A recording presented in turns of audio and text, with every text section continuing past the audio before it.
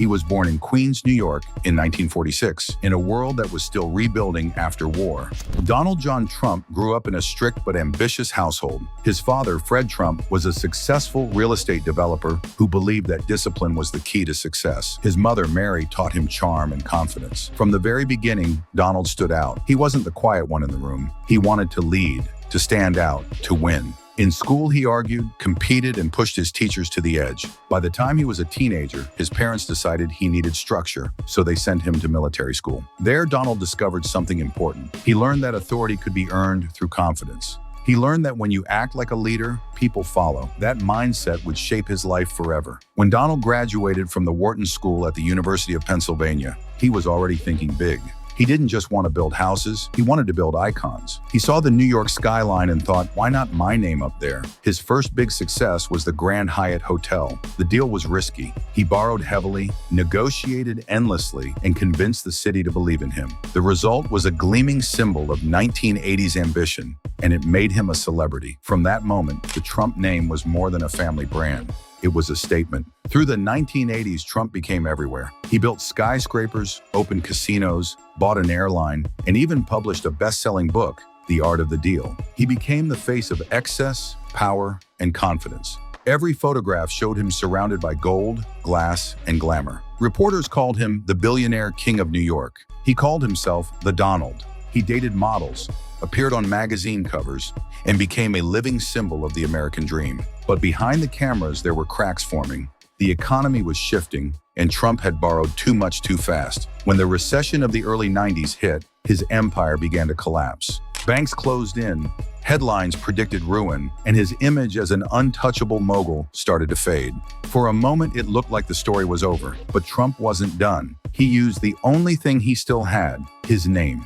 He licensed it, sold it, promoted it, and rebuilt himself not just as a businessman, but as a brand. Hotels, golf courses, books, and appearances turned his image into a product that could survive any economy. The comeback worked. By the late 90s, he was back on magazine covers, richer than before and more famous than ever. Then came television. In 2004, The Apprentice hit NBC, and Trump became a pop culture icon. His signature phrase, "You're fired," became part of American language. The show portrayed him as the ultimate boss, decisive, powerful, unstoppable. Millions of viewers tuned in every week. For a new generation, Donald Trump wasn't just a businessman, he was success itself. Every catchphrase, every gesture, every glare became a meme before memes even existed. Behind the scenes, though, Trump was already looking towards something bigger.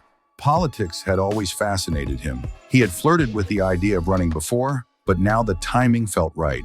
The cameras, the fame, the name recognition, everything was in place. In 2015, he rode down the golden escalator inside Trump Tower and announced his campaign for president. The crowd cheered, reporters laughed, and the world barely took him seriously. But Trump had one thing most politicians didn't: a direct line to the public.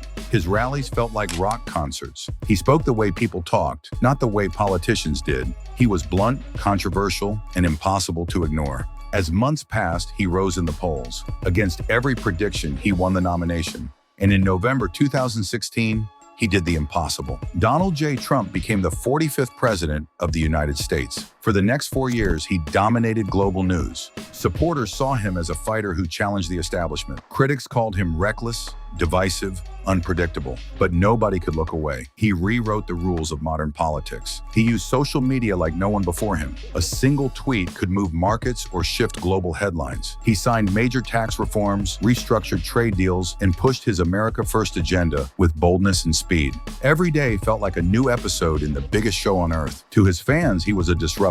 To his opponents, a storm. Either way, he changed how the presidency looked and sounded. After leaving office in 2021, Trump didn't disappear. He launched his own media platform, held rallies across the country, and promised that the story wasn't over. For his supporters, he remained a symbol of resistance. For his critics, a constant reminder of a divided era. And then, just a few years later, he did what only he could do. He came back. In 2024, Donald Trump returned to the campaign trail. The crowds were bigger, the message sharper, the confidence the same. Once again, he won. In 2025, he took the oath as the 47th President of the United States. Older, more experienced, but still unmistakably himself. This time, his goals were clear. He focused on rebuilding the economy, tightening borders, and reasserting American strength abroad. He made headlines for new trade talks, bold executive orders, and a surprising announcement that peace had been reached in Gaza. Whether praised or questioned, it showed the same pattern that had followed him for decades. Donald Trump always found a way to be at the center of attention. Through every decade, his life followed one rhythm: build, fall, rebuild,